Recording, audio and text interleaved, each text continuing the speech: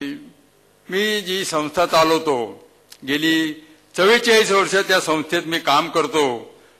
लिंगायत सेवा मंडळ आणि आमच्या ह्या महात्मा फुले पेठेमध्ये ही असलेली देशीय परिवार ही संस्था महात्मा फुल्यांचंच कार्य करते असाच त्यांच्यावर परिणाम झालेला आहे. महात्मा फुले पेठेतच आमचं लिंगायत सेवा मंडळ आहे. गणेश पेठेत महात्मा फुले आमोर सामोरच आहे. तिकडं पूर्वी ते सर्व गंज पेठेमध्ये होतं सर्व. आणि आमच्या ह्या पूर्व भागामध्ये ह्या दोन संस्था अशा आहेत की राजकारणात विशेष त्यांना स्पर्श नाही आणि शैक्षणिक कार्यामध्ये अतिशय सुंदरपणे कित्येक वर्ष काम करतायत. लिंगायत सेवा मंडळ आज 62 वर्ष हे काम करते. त्याचं एक वसतिगृह आम्ही चालवतो आणि त्यामध्ये आज जवळजवळ 55 विद्यार्थी राहतात आणि अतिशय कमी शुल्क घेतो. याच संस्थेतर्फे शिक्षणाचं महत्व आम्हाला समजतं की बाहेरगावून जो विद्यार्थी येतो प्रवेशासाठी इतका दिनवणा झालेला असतो, इतका हे झालेला असतो, त्याला सर्व पुण्यात मिळेल पण राहायला जागा पुण्यात मिळत नाही. तसंच आमच्या लिंगायत सेवा मंडळ हे मुलींचं वसतिगृह आता नुकतंच 1-2 वर्ष झालं चालू झालेले आहे आणि त्याचं सुद्धा फार कमी शुल्क आहे. तिथं सुद्धा जवळजवळ 18 विद्यार्थ्यांची सोय होते. त्याच्यात सुद्धा वाढ करायचं वगैरे आमच्या या संस्थेचा प्रयत्न चालू आहे. या संस्थेमध्ये मी जवळजवळ 44-43 वर्ष काम करतोय. आज 19 वर्ष तिथं खजिनदार होतो आणि आता मी 26 वर्ष तिथं त्या संस्थेचा अध्यक्ष आहे.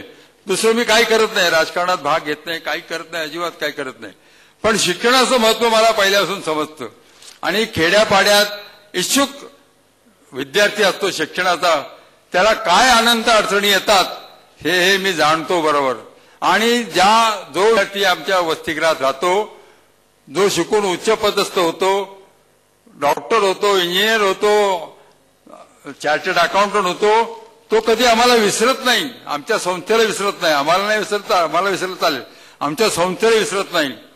आम्ही जे कार्य करतो त्याला विसरत नाही. त्याचा सरळ हात त्याचा नेहमी आमच्यावर असतो त्याच्यामध्ये. ही त्यातली आणि विद्यार्थी भावना आहे.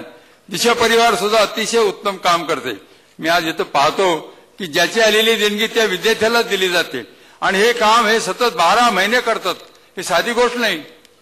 त्याचं ते त्यात गरजू विद्यार्थ्यांचे अर्ज घ्यायचे, त्याचा सर्व छाननी करायची आणि आलेल्या देणगीदाराकडून ती रक्कम त्याप्रमाणे त्याला पोहोचवायची.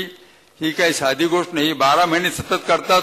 ते सुद्धा फार प्रसिद्धी परामुख आहेत. राजाभाऊ वगैरे अतिशय त्यागी लोक आहेत, अतिशय चांगले लोक आहेत. फार अभिमान आहे. सांगतो की आमच्या पूर्व भागामध्ये या दोन संस्था तर निश्चितच उत्तमरित्या काम करतात आणि निस्वार्थीपणे त्याचे सगळे कार्यकर्ते आहेत. आमच्याकडे सुद्धा 24 कार्यकर्ते आहेत पण निस्वार्थीपणे काम करणारे अतिशय सुंदर कार्यकर्ते आहेत.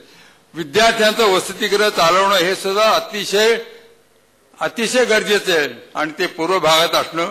आमच्याकडे सर्व मराठवाड्यातलेच विद्यार्थी जास्त आहेत. आमच्याकडे मागातल्या भागातले जास्त आहे.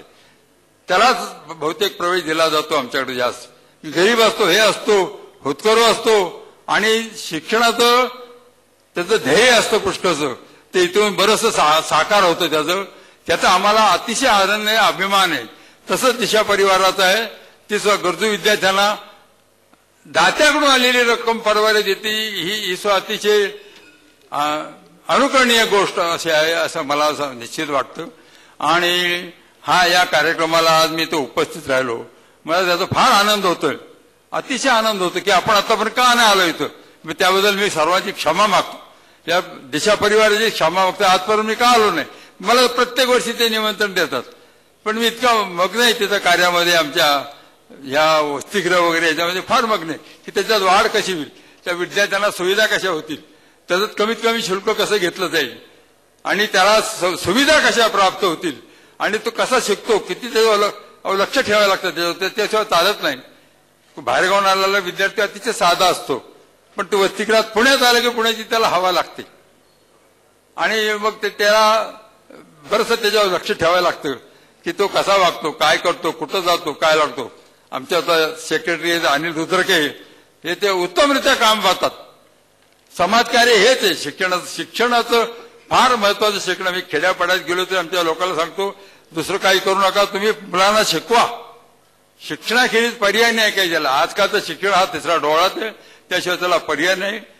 दिशा परिवाराने आज मला इथं बोलवलं आणि मला हा जो तो बोलण्याची माझं मनोगत व्यक्त करण्याची संधी दिली, त्याबद्दल मी सर्वांचे आभार मानतो. धन्यवाद.